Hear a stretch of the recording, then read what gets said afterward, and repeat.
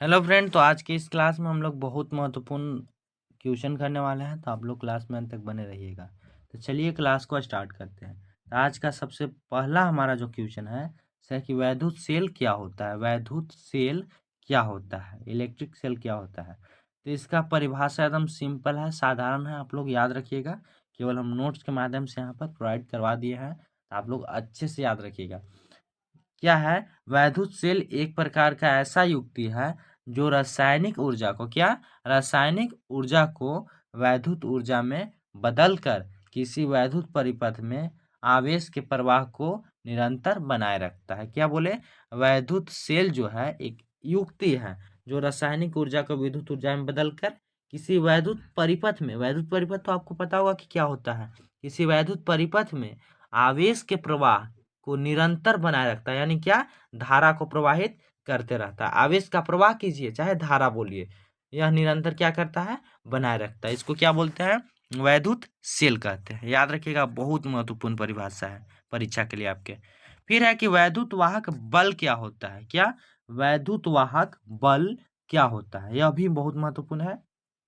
इसको याद रखना है कि एकांक आवेश को, एकांक आवेश को, ठीक है ना, सेल सहित पूर्ण परिपथ में प्रवाहित करने में, पूर्ण परिपथ में प्रवाहित करने में, परिपथ आपको पता होना चाहिए कि परिपथ क्या होता है।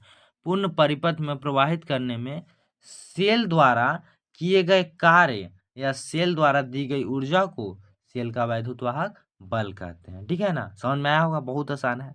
एकांक आवेश को सेल सहित पूर्ण परिपथ में प्रवाहित करने में सेल द्वारा जो लगाया गया ऊर्जा होता है या उसके द्वारा जो कार्य किया जाता है उसको क्या कहते हैं, सेल का वैद्युत वाहक बल कहते हैं। और इसको हम कौची से रिप्रेजेंट करते हैं, यानी डिनोट करते हैं। तो इसको ई से प्रदर्शित करते हैं। क्या से, ई से, वो भी कैपिटल ई से।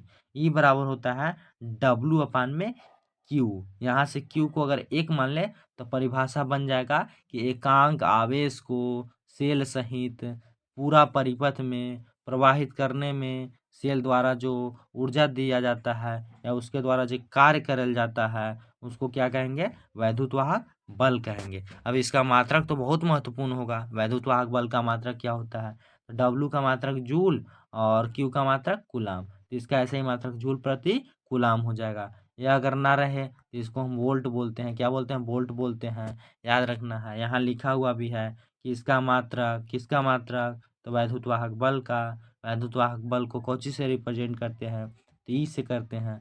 और इसका मात्रक जूल प्रति कूलम होता है या वोल्ट होता है। याद रखना है, कोई दिक्कत इसमें नहीं होगा। ये भी पूछता है कि जूल प्रति कूलम किसके बराबर है, तो वोल्ट के बराबर। याद रखना है, अभी बहुत महत्वपूर्ण है, ऑब्जेक्टिव में पूछता है। फिर है टर्मिनल विभवांतर क्या होता है, कुछ टर्मिनल विभवांतर। यह भी महत्वपूर्ण है आपके परीक्षा के लिए, यह भी आप याद रखिएगा। ठीक है, यह है कि एकांक आवेश को, वहां भी एकांक आवेश था और यहाँ भी एकांक आवेश है।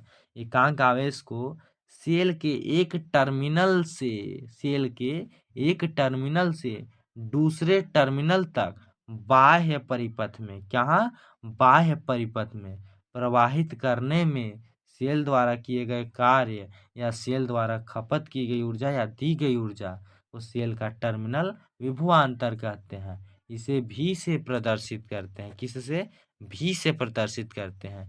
और भी बराबर क्या होता है, डब्लू अपान में क्यू। यहाँ भी वही परिभाषा बनाना है, क्यू को एक मानना है और बोलना है कि एकांक आवेश को सेल के एक टर्मिनल से दूसरे टर्मिनल तक, वो भी कैसे, तो बाह्य परिपथ में प्रवाहित करे में जो सेल द्वारा किया गया कार्य होता है या सेल द्वारा दिया गया ऊर्जा होता है उसको सेल का टर्मिनल विभवांतर कहते हैं। और इसे कैपिटल भी से प्रदर्शित करते हैं।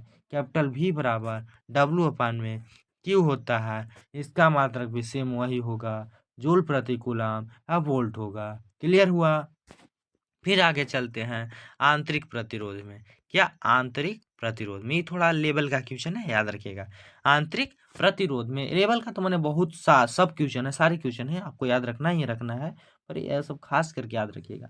ये इसका परिभाषा है कि सेल के वैद्युत अपघट्य द्वारा, सेल के वैद्युत अपघट्य द्वारा धारा प्रवाह के मार्ग में लगाया गया अवरोध सेल के किसके, सेल के वैद्युत अपघट्य द्वारा। सेल में क्या वैद्युत अपघट्य होता है पता है ना।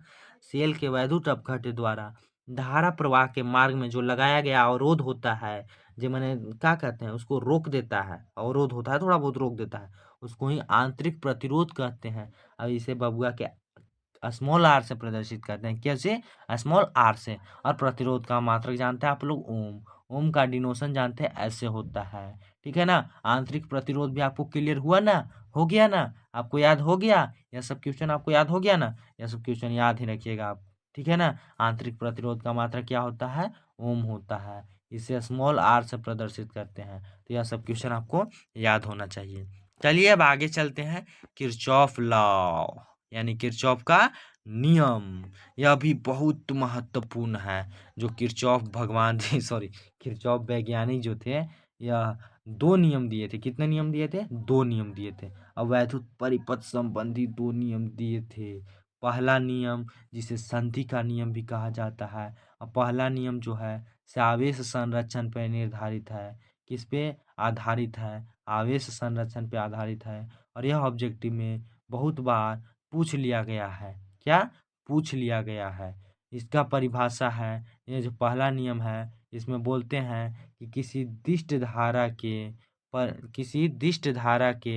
परिपथ की किसी संधि पर, किसी दिष्ट धारा के परिपथ की किसी संधि पर मिलने वाली सभी धाराओं का बीजगणितीय योग जो जोड़ होता है वो शून्य होता है। कितना, जीरो होता है, आर्यभट्ट होता है। अर्थात ये बीजगणितीय योग है और इसके बराबर होता है शून्य, ठीक है ना।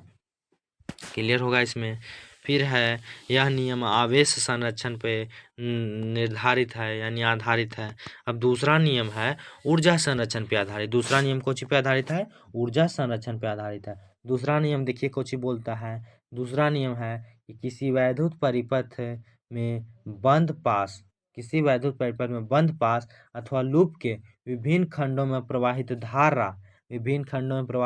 धारा यानी आई एवं उनके संगत प्रतिरोधों के गुणनफल का बीजगणितीय योग आई और बीजगणितीय योग जो है से उस पास में कार्य करने वाले सभी वैद्युत वाहक बल यानी कैपिटल ई का बीजगणितीय योग यानी ये बीजगणितीय योग के बराबर होता है। अर्थात ई बराबर आई आर, सिग्मा, इसको शायद सिग्मा बोलते हैं, सिग्मा ई बराबर आई आर, ठीक है ना। और यह नियम किस पे आधारित है, यह नियम ऊर्जा संरक्षण पर आधारित है। तो मैं आशा करता हूँ कि आपको यह सब क्वेश्चन समझ में आया होगा। तो चलिए अगले क्लास में हम लोग क्या करेंगे, से न्यूमेरिकल लाएंगे। और अगले क्लास में आपको अच्छा से देखना है। और यह क्लास अगर आपको थोड़ा सा भी अच्छा लगा होगा तो आप अपने साथियों तक जरूर शेयर कीजिएगा, ताकि उनका भी भला हो सके। तो चलिए यह क्लास को हम यहीं पर बंद करते हैं। धन्यवाद।